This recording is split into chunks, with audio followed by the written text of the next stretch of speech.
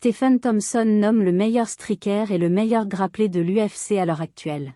Mais avant de continuer, je vous invite à vous abonner à la chaîne, et aimer la vidéo si vous êtes nouveau à la chaîne, et surtout activer la cloche de notification pour être toujours informé en continuation des actualités récentes. Si tout cela est fait, on peut continuer.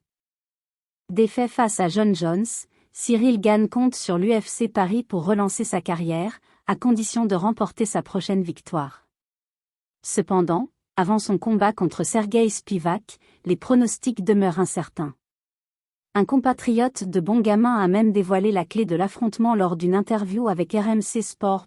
Après avoir subi 2 défaites consécutives lors de combats pour le titre, respectivement contre Francis Ngannou et Jon Jones, Ciryl Gane a subi un sérieux revers dans sa progression.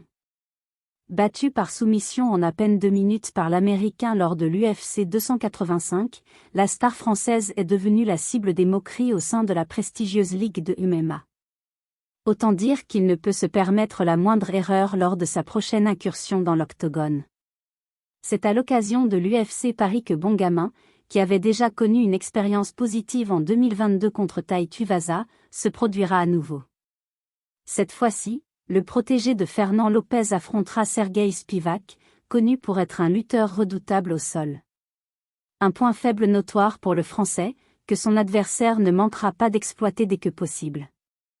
Si l'on se réfère aux défaites contre Ngannou et Jones, il est clair que cette analyse est tout à fait valide. Le tricolore dispose donc de quelques semaines supplémentaires pour corriger cette faiblesse. La lutte au sol est sans doute le point faible le plus évident de Ciryl Gane à l'heure actuelle, et cela a été identifié par tous, y compris Quentin Domingo.